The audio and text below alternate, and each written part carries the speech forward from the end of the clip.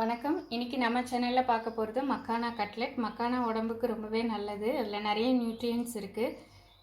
இது மாதிரி கட்லெட்டாக செஞ்சு கொடுக்கும்போது சின்ன குழந்தைங்கள்லேருந்து பெரியவங்க வரைக்கும் விரும்பி சாப்பிடுவாங்க. இப்போ இந்த கட்லெட் எப்படி செய்யலான்றதை பார்க்கலாம். மக்கானா ஒரு வெங்காயத்தை சின்னதாக கட் பண்ணியிருக்கேன். 2 உருளைக்கிழங்கை வேக வச்சு எடுத்திருக்கேன். பிரெட் க்ரம்ஸ், கட்லெட் கோட் பண்ணுறதுக்காக மைதா மாவை கரைச்சி எடுத்துக்கணும்.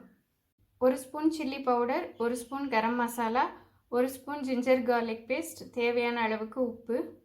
இது கூட பச்சை பட்டாணி, கேரட் மாதிரி மற்ற வெஜிடபிள்ஸும் சேர்த்துக்கலாம். ஆனால் இன்றைக்கி நான் வேறு எதுவுமே சேர்க்கல. முதல்ல மக்கானாவை ட்ரை ரோஸ்ட் பண்ணி எடுத்துக்கணும், கிறிஸ்பி ஆகிற வரைக்கும். மக்கானா இந்தளவுக்கு கிறிஸ்பி ஆகிற வரைக்கும் வறுத்தாச்சு. இது ஆறுனதுக்கப்புறமா பவுட்ரு பண்ணிக்கலாம். மக்கானாவை இந்த மாதிரி கோர்ஸாக பவுட்ரு பண்ணியாச்சு.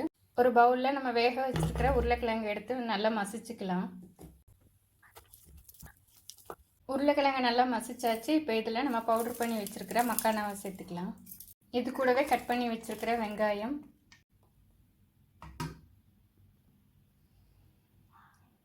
எல்லாத்தையும் சேர்த்ததுக்கப்புறமா இதை நல்லா மிக்ஸ் பண்ணிக்கலாம் ஒன்று போல். இது மாதிரி நல்லா ஒன்றா மிக்ஸ் பண்ணதுக்கப்புறமா இதை நம்ம விருப்பமான ஷேப்பில் பண்ணிக்கலாம்.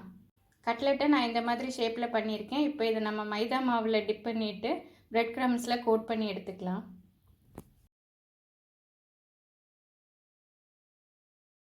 இது மாதிரி நம்ம எல்லாத்தையுமே செஞ்சு எடுத்ததுக்கப்புறமா ஒரு 10 நிமிஷம் ஃப்ரிட்ஜில் வச்சோன்னா நல்லா செட் ஆயிரும்.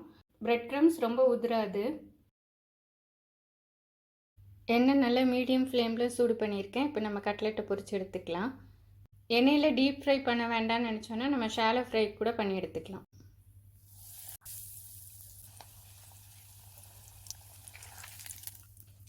நம்ம மக்கானாவையும் ட்ரை ரோஸ்ட் பண்ணி எடுத்துருக்கோம். உருளைக்கிழங்கையும் நம்ம ஏற்கனவே பாயில் பண்ணி வச்சுருக்கோம். அதனால் இந்த மாதிரி லைட்டாக கோல்டன் ப்ரௌன் கலர் வந்தோடனே எடுத்துடலாம்.